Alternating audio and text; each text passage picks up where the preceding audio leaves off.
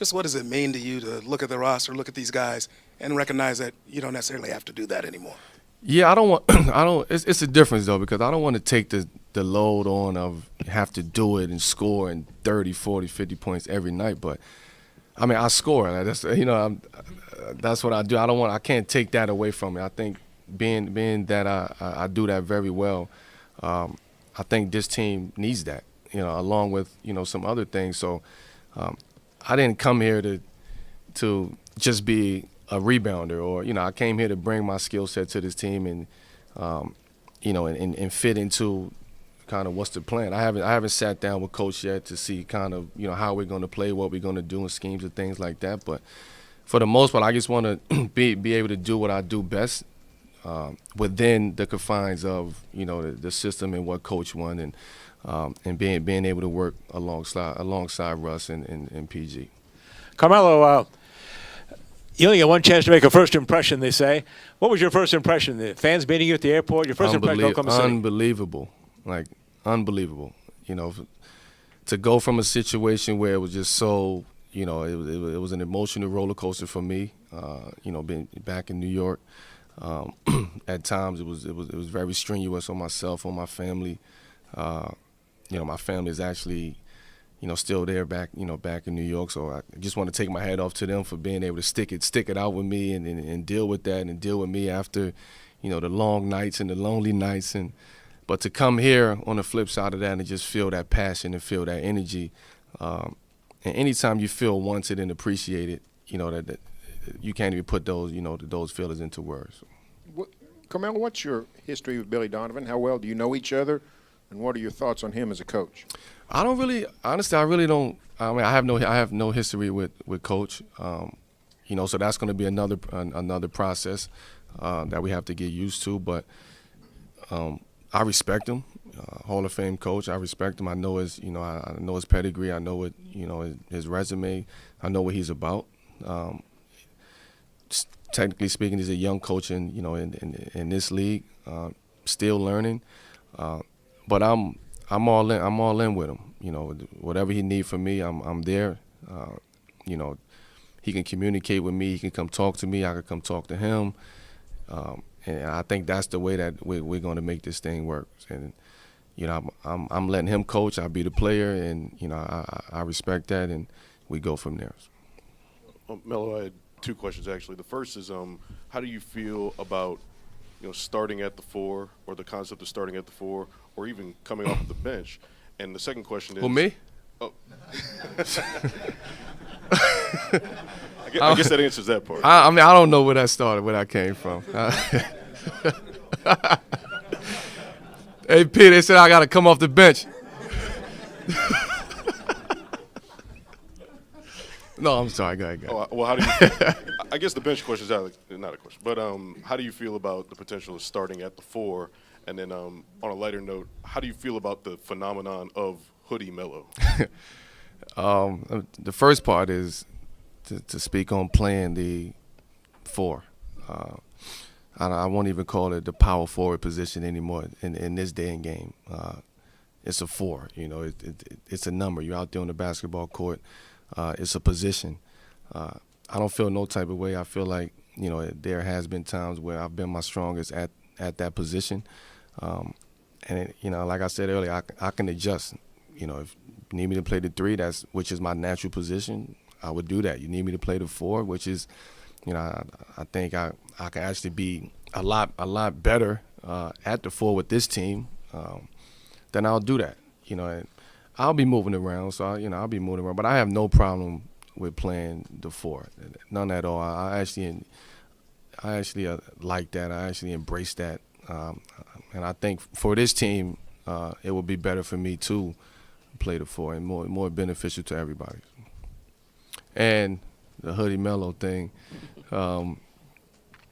it for me it was just actually it started with a beanie. Like, I was just in the gym and I didn't have a haircut, and I'm just gonna go and throw a hat on. I wanted to sweat. And I just started working back out in the summer, and then from there it went to a hoodie, and it got out, and the phenomenon started. But for me, it was just about showing a different focus that I have, a different motivation, and just kind of just locking in to what I have to do, and locking myself into the gym and locking myself into focusing in on my body and because I didn't know what was going to happen. So it was just so much going on that was surrounding me that I just wanted to find a way that I can just focus in, and that's when Hoodie Melo was created. Carmelo, can you tell us where Dwayne Wade will be playing this year? Where is he? I have no idea, to be honest with you. I would love to have him here in Oklahoma City, but am I allowed to say that? Is that tampering? Oh, he's free now? Come on, D. You know you belong at. Come on. That's all I'm going to say. All right. Will you sign the contract extension before the start of the season?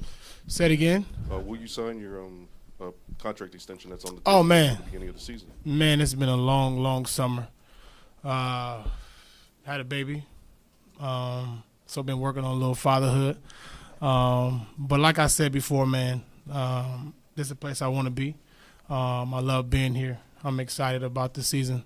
Obviously with a lot of new changes. And, I'm excited. And from that, I'm going to leave it there.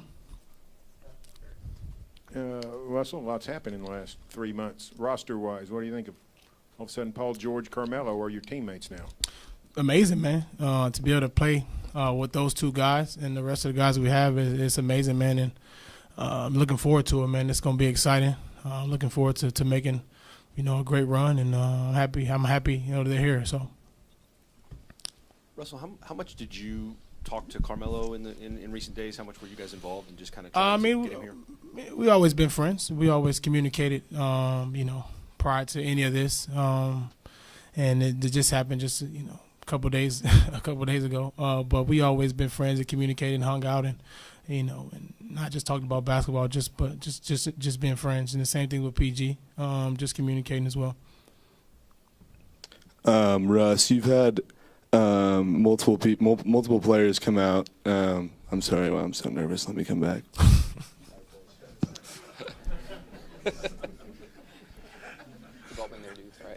Hey, Russ. You had a guy like Carmelo Anthony. You had a guy like Carmelo Anthony, phenomenal talent, but then you lose a guy that was so important to you guys over the last few years in Enes Kanter. Just some thoughts over his time here and him as a teammate. Enes is an amazing guy, man. I'm just thankful that he was able to be here. I wish him nothing but the best. Amazing guy, great community guy, team guy, and he was one of those guys that always brought some type of flavor to the locker room, to our team, and I'm just excited for him and nothing but good things for him. Russell, you got a lot of obviously new faces. Does Team USA help you at all? I mean, how you guys that you play together, especially like Carmelo, does that help at all in the transition? Just talk about some of the changes. Definitely change. It definitely will help. I mean, obviously, when you have a team and playing Team USA, you have a lot of superstars and different guys on the same team. So, guys have to sacrifice and do different things, and that definitely helps. But here we got to figure out the best way, for everybody to play and for our team to play. And that part is easy, in my opinion. Just being able to go out and you have one goal, and that's win the championship. And guys would do what it needs to be done to win the championship. Russell, how specifically will you enhance Carmelo on the court? What will you do to bring out the best in what he has to offer? As a point guard, and that's a part of my job is to be able to help other guys and make their job easy. And I will constantly continue to do that for him and for the rest of our guys as well, and making his job, the PG job, and everybody's transition very, very easy. Russell, a lot of reaction around the league so far today to what Donald Trump had to say on Friday. Right. I just wonder what Russell Westbrook's reaction to that would have been. Yeah, I mean, obviously the things he's saying is outrageous. In my opinion, it's uncalled for, especially due to all the other things we have going on in the world. The people, the families, people all across the world that's hurting, that need help, that needs, guidance from our house. But I think it's just unnecessary and uncalled for. And, I'm definitely not in agreement to anything he says or never will be. Russell, you mentioned at the beginning that Oklahoma City is the place that you want to be. And I'm just wondering what the what the holdup is, or what the process was like for you thinking about the extension over the summer? And the process is, I mean, like I said before, man, I've been at home, I've been traveling, and just trying to get my family together. Honestly, you know, having a new son can be a little difficult. You know what I mean? And I've been trying to help my wife, help my family, enjoying, embracing that moment as much as I can, because I know during the season I'm gonna be traveling, moving around. So I just been embracing that and finding ways to be able to do that as much as I can. And like I said before, man, like I told you guys last year, this is the place I want to be. You know, I love being here. I love the fans. I love the people here.